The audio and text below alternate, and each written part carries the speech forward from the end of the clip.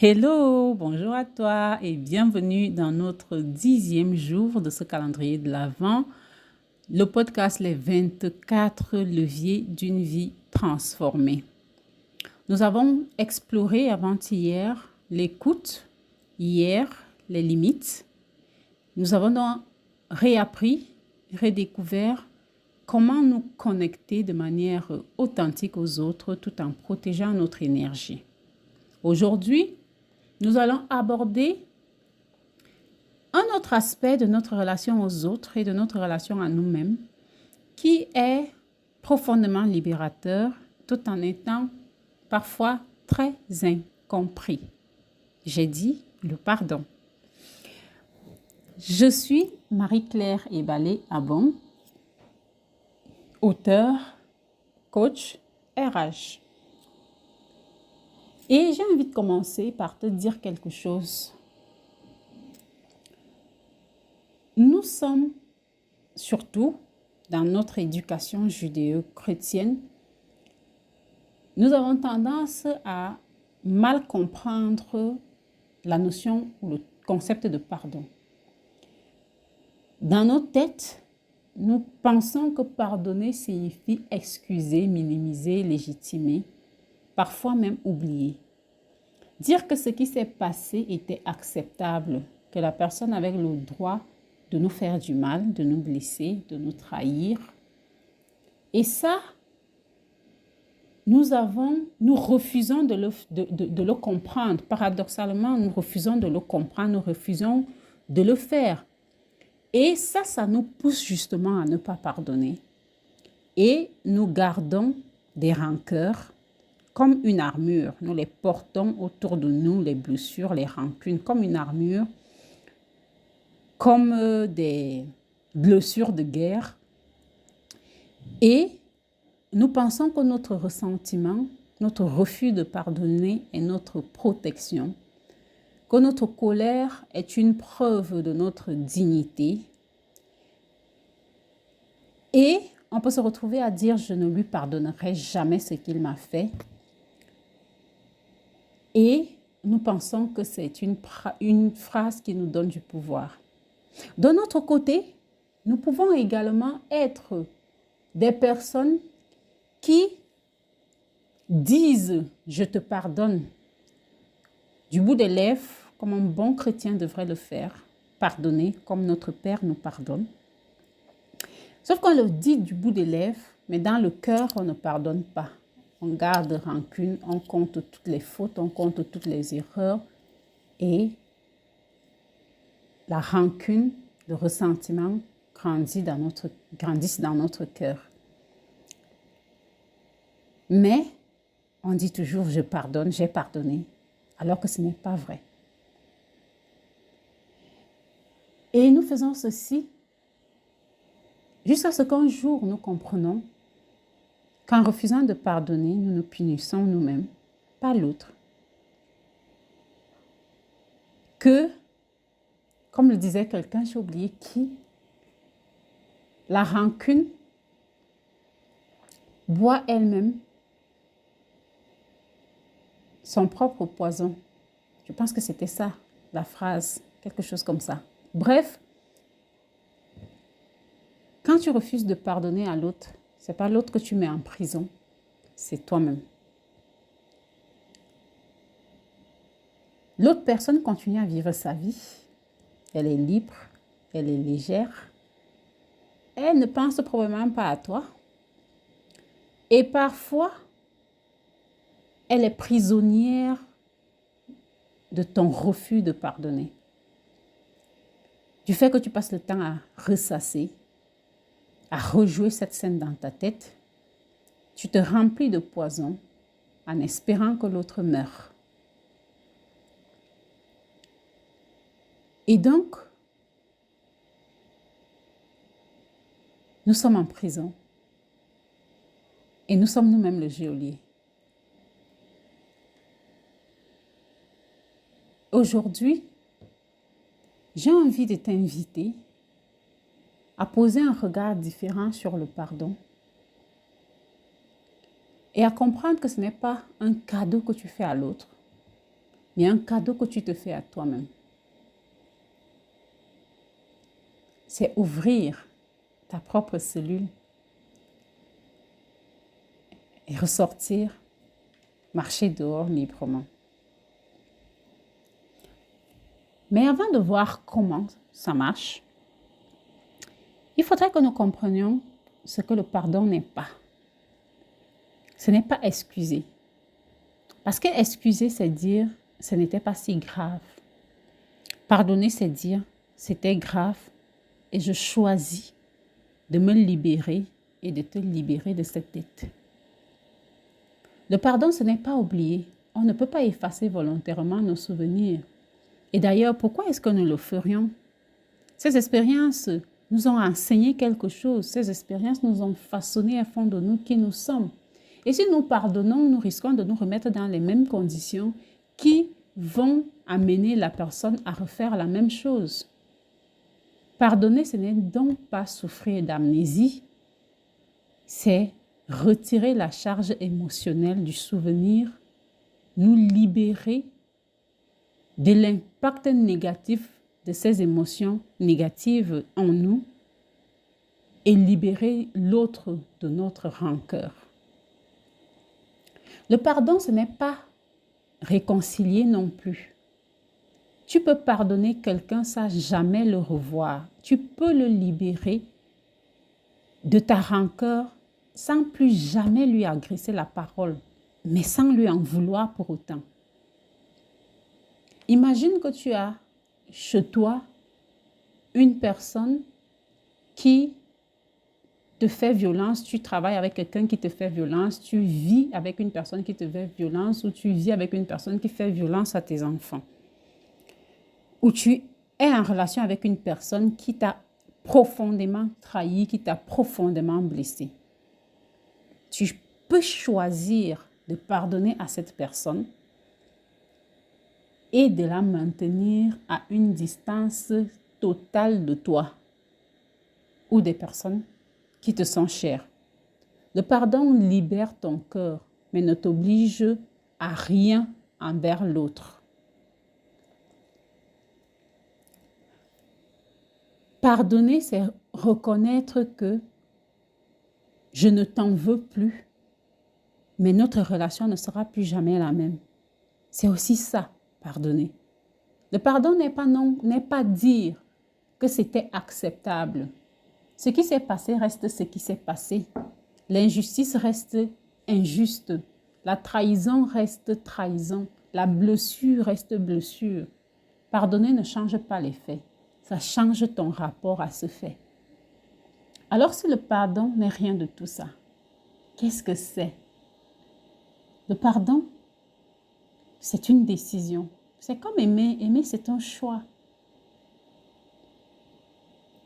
Pardonner, c'est prendre la décision consciente de se libérer et libérer l'autre du ressentiment, de la colère, du désir de vengeance pour trouver la paix intérieure.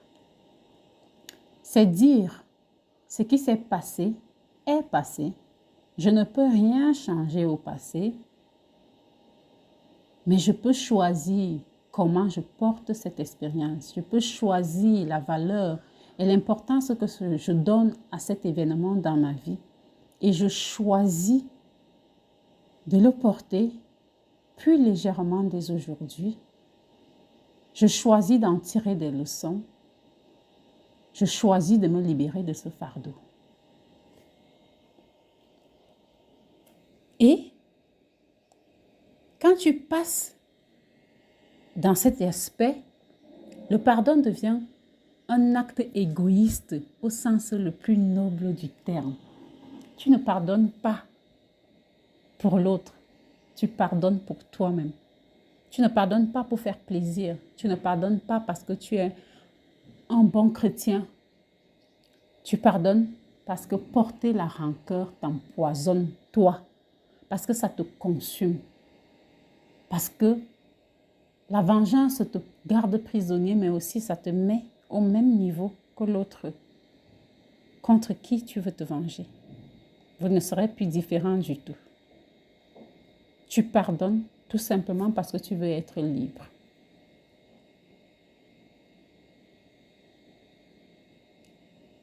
Aujourd'hui, nous allons donc voir comment lâcher cette rancœur, comment sortir de cette prison. Mais avant ça, il nous faut comprendre qu'il y a le coût à ne pas pardonner. Et c'est peut-être ça qui va nous amener à accepter de pardonner.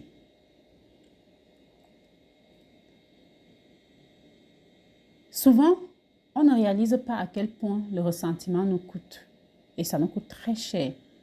On croit qu'on tient bon, qu'on ne cède pas, qu'on se respecte en refusant de pardonner. Mais en réalité, voici ce qui se passe. Tu restes émotionnellement lié à la personne. Parce que chaque fois que tu penses à elle, avec colère, avec peine, avec rancœur, tu la ramènes dans ta vie. Tu lui redonnes de l'espace, tu lui redonnes du pouvoir de te faire de mal, tu lui donnes ton énergie. Elle occupe un territoire dans ton cœur, dans ton âme, dans ton esprit et elle cultive de la douleur en toi. Et nous savons tous, comme cette expression le dit en anglais, hurt people, hurt people. Les personnes qui souffrent ont tendance à faire souffrir les autres. L'autre chose, c'est que tu rejoues sans cesse le passé. Ta pensée tourne en boucle. J'aurais dû faire ceci, j'aurais dû dire ceci. Pourquoi il a fait ça? Pourquoi j'ai fait cela? Parce que parfois, le pardon, c'est à nous-mêmes qu'on doit le donner et nous refusons de nous pardonner à nous-mêmes. Comment j'ai pu faire cela? Comment elle a pu faire cela? On vit dans le passé étant au présent. Encore et encore, on rumine. L'autre chose qui se passe, c'est que tu transportes avec toi cette personne comme un poids invisible partout. C'est lourd, ça t'épuise. Et ça colore toutes les autres expériences de ta vie. Tu te sens méfiant, fermé, amer, aigri. Tu crois que tu te protèges, mais tu te mets en prison. L'autre chose, c'est que tu t'empêches donc d'avancer. Tant que tu es accroché à ce passé, à cette colère, à cette douleur, tu ne peux pas créer pleinement un futur que tu choisis. Car une partie de toi est restée coincée là-bas, dans cette blessure, dans cette trahison, dans cette injustice. Et maintenant, tu es coincé là à attendre une justice qui ne viendra peut-être jamais. Et tu reproduis la blessure, souvent inconsciemment. Nous faisons donc subir aux autres ce qu'on nous a fait subir, comme je disais tout à l'heure, hurt people, hurt people. Les personnes qui souffrent ont tendance à faire souffrir les autres.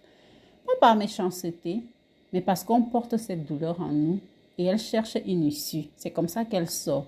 Quand nous nous fermons, quand nous développons de la colère, quand nous développons de la rancœur vis-à-vis des autres et que nous nous fermons, que nous nous barricadons, que nous devenons amers, que nous devenons méchants parce qu'une autre personne a été méchante envers nous, le résultat des courses, c'est quoi? C'est que nous nous montrons méchants envers d'autres personnes.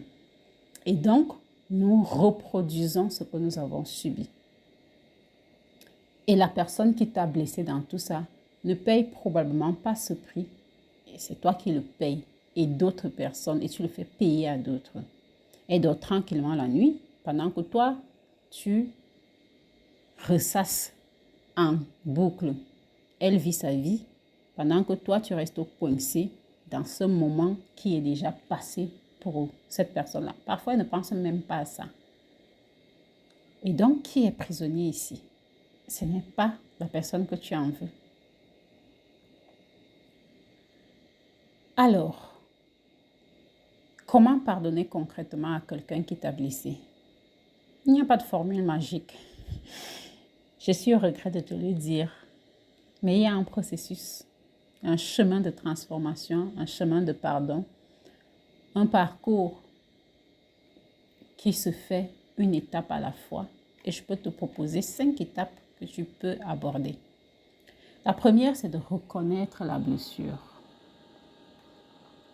Ne minimise pas, ne fais pas semblant, ne dis pas que c'est pas grave. J'ai tendance à faire ça en fait moi, de dire que c'est pas grave. Mais en fait, pour être honnête, c'est réellement pas grave. Parce que j'ai appris justement à ne pas accorder beaucoup d'importance à certaines choses très tôt. Parce que très tôt, j'ai connu beaucoup de souffrances et donc, j'ai appris à ne pas accorder beaucoup d'importance à certaines choses. Et donc, quand je dis que ce n'est pas grave, c'est que ce n'est pas vraiment grave. Mais toi, quand tu dis que ce n'est pas grave, demande-toi, est-ce que c'est vraiment pas grave? Ne minimise pas, ne fais pas semblant que ça va. Nomme honnêtement ce qui s'est passé et comment ça t'a affecté. Même quand je dis que ce n'est pas grave, je reconnais qu'il y a une blessure, je reconnais que j'ai été affectée, je reconnais que j'ai été blessée et je reconnais que je dois mettre des limites pour me protéger. Donc, la personne t'a trahi, ça t'a probablement blessé. Il faut reconnaître cela. La personne t'a rejeté et tu t'es senti indigne. Et ça peut affecter jusqu'à ton identité, la conscience que tu as de toi-même. La personne ou les personnes t'ont abandonné et tu as eu peur. Tu as fait telle chose, tu as blessé telle personne et maintenant tu te sens blessé parce qu'en fait, parfois on blesse les autres. Ces personnes nous pardonnent ou ne nous pardonnent pas, mais on refuse de se pardonner à soi-même. Donc, reconnaître la douleur est le premier pas. Tu ne peux pas pardonner ce que tu refuses de voir. Étape 2, c'est ressentir la colère. Oui, ressens-la. Ressens aussi la douleur. Ressens-la pleinement. Accepte qu'elles sont là. N'essaye pas d'être fort. N'essaye pas de passer directement à « je pardonne comme notre Père nous pardonne ». C'est beau, mais ça t'amène à sauter des étapes qui font que ton pardon n'est pas sincère. La colère, la douleur, ce sont des réactions légitimes face à l'injustice, face à la blessure que tu as subie. Donc, ressens-la, ressens-les, mais de manière saine. Écris une lettre que tu n'enverras peut-être jamais. Crie dans une montagne, hurle si tu as envie d'hurler. Parle à un thérapeute, à un coach, à un ami, fais du sport, casse quelque chose. Il y a des gens qui aiment bien faire ça. Bref, exprime ta colère. Laisse-la traverser ton corps au lieu de la refouler ou de la ruminer indéfiniment. Étape 3, il faut comprendre, pas excuser. Essaie de comprendre le contexte. Parfois, on a besoin de faire, et surtout, on a besoin de faire ça avec soi-même quand c'est soi-même qu'on refuse de pardonner.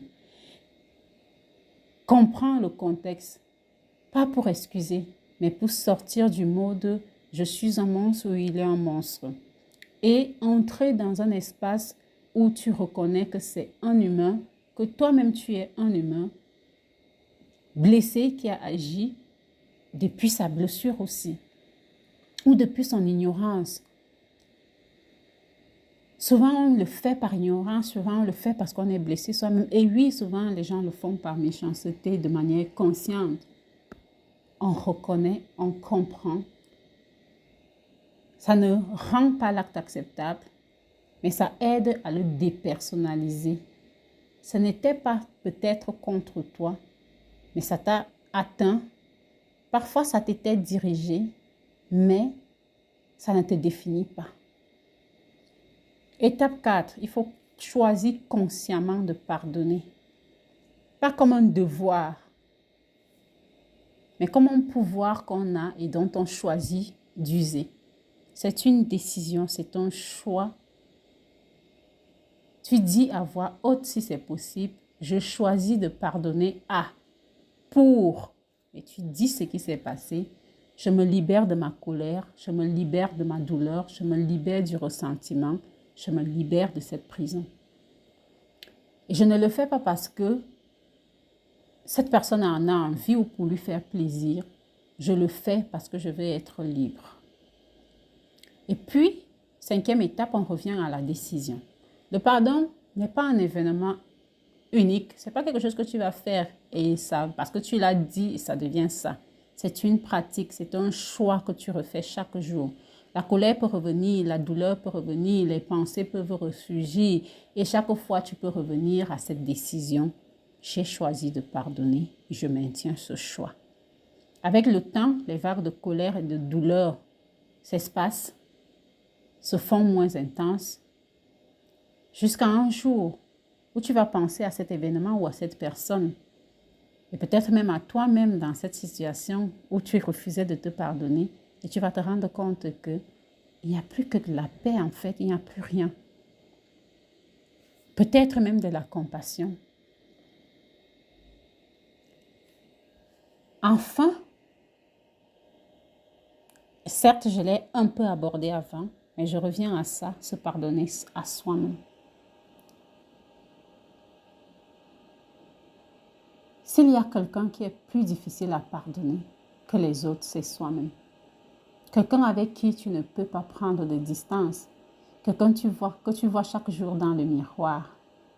Oui, cette personne-là, c'est la personne qui pour nous est la plus difficile à pardonner. Et c'est là que réside la plus grande de nos prisons et la plus lourde. Pas dans ce que les autres nous ont fait, pas dans ce que nous nous sommes faits à nous-mêmes, mais dans nos erreurs, dans nos échecs, dans nos regrets. J'aurais dû savoir comment ai-je pu faire ça, comment ai-je pu être aussi stupide, comment ai-je pu y croire. Je ne me pardonnerai jamais d'avoir fait ça, d'avoir dit ça, si seulement j'avais fait différemment. Et nous portons cette culpabilité comme une pénitence, comme une croix, comme si en nous punissant nous-mêmes, nous pouvons changer le passé. Tu te flagelles, c'est de l'autoflagellation en fait. Comme si en refusant de se pardonner à soi-même, on prouvait en fait d'une certaine manière qu'on était quelqu'un de bien. La vérité, c'est que se punir indéfiniment ne répare rien, ne change rien, n'aide personne et surtout pas toi. Ça t'empêche de devenir ou d'être la personne que tu pourrais être. Ça t'empêche de tirer des leçons de cette situation et de choisir d'être une meilleure personne demain. Alors, comment se pardonner? Reconnaître d'abord que tu as fait de ton mieux avec ce que tu savais à ce moment-là. Tu n'as pas la conscience que tu as maintenant. C'est peut-être cet événement qui t'a amené à prendre conscience des conséquences de cela. Donc, tu n'avais pas la maturité que tu as maintenant et tu n'avais pas les ressources que tu as maintenant. Avec ce que tu savais, avec ce que tu étais, avec ce que tu avais à ce moment-là, tu as fait ce que tu as pu. Point. Le contexte était différent. Ça nous ramène au contexte. Il faut comprendre le contexte, en fait. Ça te permet de prendre la distance avec l'événement. Et il faut comprendre que l'erreur est humaine. Tu n'es pas Dieu. Tu n'es pas parfait. Tu n'es pas censé tout savoir, tout prévoir, tout faire bien à chaque fois. Tu es un humain qui apprend en marchant, en tombant, en se relevant. Et les humains font des erreurs. C'est comme ça qu'on grandit. C'est comme ça qu'on devient une meilleure personne. Il faut transformer donc ensuite le regret en leçon. Au lieu de ressasser, de s'auto-flageller, j'aurais dû. Demande-toi, qu'est-ce que j'ai appris? Cette expérience douloureuse, cette expérience peut-être humiliante t'a enseigné quelque chose. Honore la leçon, clarifie-la, remercie cette expérience et puis laisse-la partir. Elle a déjà fait son travail. En fait, elle était là pour t'enseigner. Elle a déjà fait son travail. Maintenant, laisse-la partir. Ensuite, il faut te parler comme tu parlerais à un ami cher. Si ton meilleur ami avait fait exactement la même chose que toi, que lui dirais-tu? Tu serais probablement compatissant, compréhensif. Tu lui rappellerais son humanité. Tu lui rappellerais que tout humain fait des erreurs. Tu lui rappellerais qu'il a appris de cette situation et qu'il sera meilleur demain. Offre-toi cette même compassion. Tu la mérites autant que n'importe qui d'autre. Et puis fais amende honorable, ou enfin, fais amende honorable chaque fois que c'est possible. Si tu peux réparer, répare. Excuse-toi sincèrement. Compense le tort si tu peux. Comprends qu'après avoir fait ce qui était en ton pouvoir, tu dois lâcher prise. Et n'utilise pas le fait d'aller demander pardon ou d'aller faire amende honorable pour libérer ta propre conscience. Parfois, on fait du mal à quelqu'un cette personne n'est pas consciente qu'on lui a fait du mal. Elle ne souffre aucunement de ce que nous avons fait, mais nous, nous sommes conscients de ce que nous avons fait ou de ce que nous avons voulu faire. Et pour libérer notre conscience, on part dire à la personne, tu n'es pas obligé de le faire. Certes, tu peux choisir de partager cela avec la personne pour que la personne sache, mais tu n'es pas obligé. Tu peux juste choisir de ne plus jamais le faire, de te pardonner toi-même et de t'en tenir à ta promesse. Se pardonner, c'est dire oui, j'ai fait ça. C'était une erreur, j'ai appris et maintenant, je me choisis. Je choisis de ne plus me punir. Je choisis de grandir. Je choisis de faire autrement. Tu ne peux pas défaire le passé, mais tu peux te libérer de son emprise. Maintenant, passons à un exercice. Prends de quoi écrire.